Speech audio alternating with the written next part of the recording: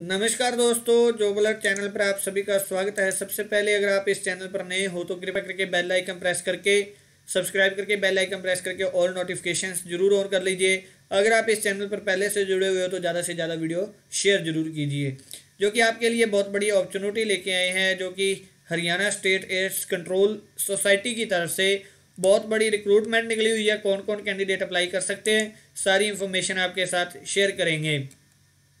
इसमें Haryana state AIDS control society यानी कि HSACS में वेरियस पोस्टें 51 पोस्टें अलग अलग पोस्टें जी, अलग अलग की अलग अलग पे स्केल रहने वाली है। अप्लाई करने की डेट की बात कर लेते हैं तो 25 जनवरी से अप्लाई होना शुरू हो चुका है और 14 फरवरी लास्ट डेट है।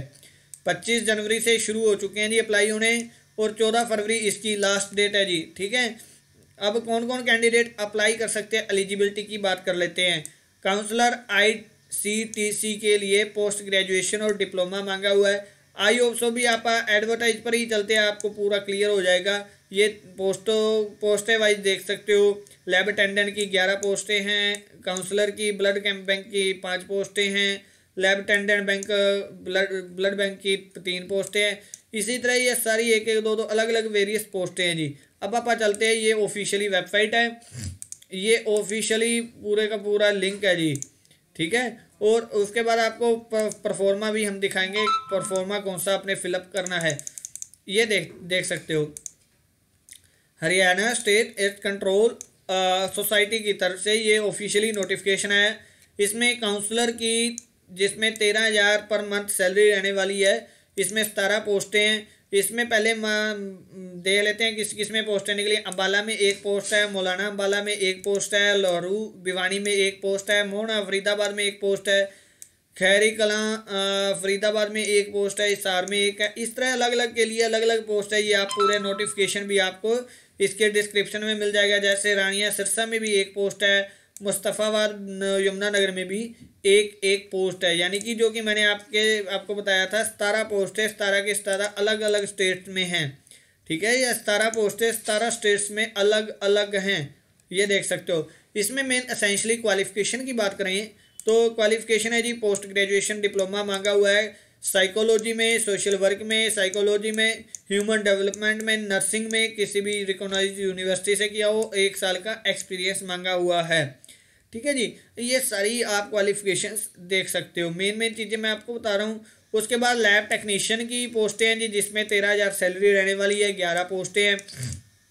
PHC मोहना फरीदाबाद में PHC में 1 पोस्ट है, CHC में खैरी कलां फरीदाबाद में 1 पोस्ट है, CHC जींद जोलाना जींद में 1 पोस्ट है, CHC जमलपुर झज्जर में 1 पोस्ट है, गोला कैथल में 1 पोस्ट है, इसी तरह पुंदरी कैथल में 1 पोस्ट है, पॉली क्लिनिक सेक्टर 26 पंचकुला में भी 1 पोस्ट है, महम रोहतक में भी 1 पोस्ट है CHC में, सांपला रोहतक में भी 1 पोस्ट है CHC में, PGIMS रोहतक में 1 पोस्ट है। यानी कि रोहतक में 3 पोस्ट है तो आपको देखने को मिलनी। एलनाबाद सिरसा में भी 1 पोस्ट है। यानी कि 11 अलग अलग कह सकते हैं आप पॉइंट्स पर अलग अलग हैं। इसमें ग्रेजुएशन मेडिकल लेबोरेटरी में मांगी हुई है, जो कि जहाँ पर रहने वाले हैं वो कैंडिडेट वहाँ पर कंसर्न करके अपना फॉर्म फिलअप कर सकते हैं। आपके लिए बहुत बड़ी अपॉर्चुनिटी है। ग्रेजुएशन मेडिकल लेबोरेटरी में मांगी हुई है, यानी कि BSc मांगी है। ठीक है, और आपका डिप्लोमा मेडिकल लेबोरेटरी टेक्नोलॉजी में DMLT भी मांगा हुआ है। 2 साल का एक्सपीरियंस, वर्किंग एक्सपीरियंस भी मांगी और वर्किंग नॉलेज कंप्यूटर की भी मांगी हुई है। काउंसलर ब्लड बैंक की अम्बाला, फतेहाबाद, कुरुक्षेत्र, पलवल, सिरसा में एक पोस्ट है। ठीक है, इसमें पोस्ट ग्रेजुएशन मांगी है सोशल वर्क में, साइकोलॉजी में। ठीक है, ये देख सकते हो। और इसके बाद 2 साल का मिनिमम आपका एक्सपीरियंस भी मांगे, कंप्यूटर नॉलेज होनी चाहिए, प्रोफिशेंसी होनी चाहिए MS ऑफिस में। तो आपके लिए बहुत बड़ी अपॉर्चुनिटी रहने वाली है और 13,000 सैलरी रहने वाली है। 5 पोस्टें हैं जी। ठीक है, परमानेंट ही हैं क्योंकि इसमें कोई बताया नहीं है इन्होंने। ब्लड बैंक लैब टेक्नीशियन में भी 13,000 पर मंथ सैलरी रहने वाली है। 3 पोस्टें हैं। पलवल, हिसार, अग्रोवा में एक पोस्ट है। इसमें डिग्री मेडिकल लेबोरेटरी में मांगी हुई, MLT DMLT दोनों मांगी हुई हैं और कंप्यूटर की नॉलेज और 2 साल का कम से कम 2 या 3 साल का आपका एक्सपीरियंस मांगा हुआ है। काउंसलर की STI की पोस्ट है जी, 13,000 सैलरी रहने वाली है मंथली। 5 पोस्टें अम्बाला कैंट, मौलाना, झज्जर, नलहर मेवात और अग्रवा मेडिकल कॉलेज में रहने वाली, महाराजा अग्रसेन मेडिकल कॉलेज अग्रवा में एक पोस्ट। ये 5 पोस्टें अलग अलग 5 पॉइंट्स पर। उसके बाद इसके एजुकेशन है जी, पोस्ट ग्रेजुएशन डिप्लोमा मांगा हुआ है, सेम डिप्लोमा है, बट इसमें एक्सपीरियंस 3 साल का एक्सपीरियंस मांगा है, ये चीज़ ध्यान जरूर दीजिएगा।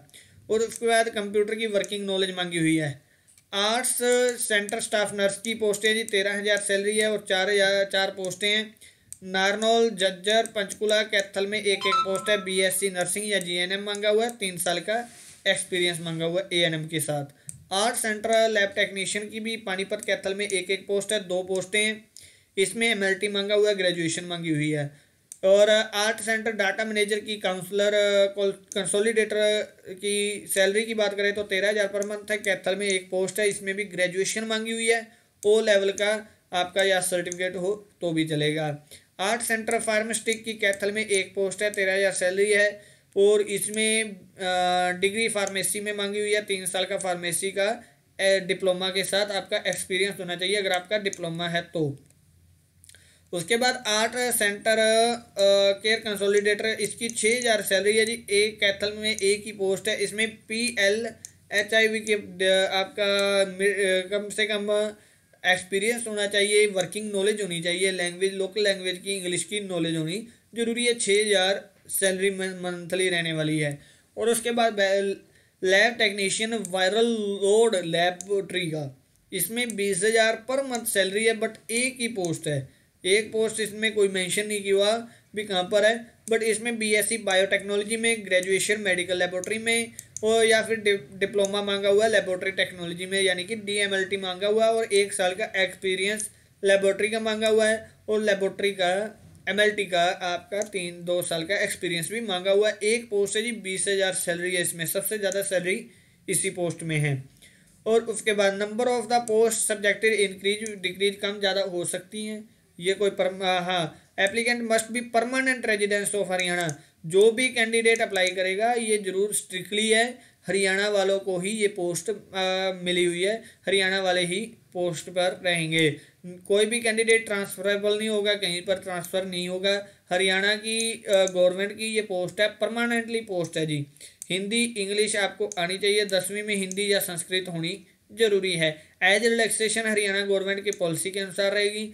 जो कि फॉर्म की बात कर लेते हैं, ये फॉर्म आपको 5 और 6 नंबर पेज पर, पहले आपने ये फॉर्म किस पोस्ट के लिए अप्लाई कर रहे हो, जो कि 11 पोस्टें आपको दिखाई हैं, किस पोस्ट के लिए आप अप्लाई कर रहे हो वो लिखना है, ठीक है जी। और उसके बाद डिस्ट्रिक्ट सेंटर नेम कहाँ किस, जैसे सिरसा एलनाबाद, किस सेंटर के लिए अप्लाई कर रहे हो वो, अपना नेम, फादर नेम, कैटेगरी कौन सी कैटेगरी के हो और जेंडर मेल फीमेल हो और 1/1/2022 तक आपकी एज कितनी रहने वाली है, ठीक है जी।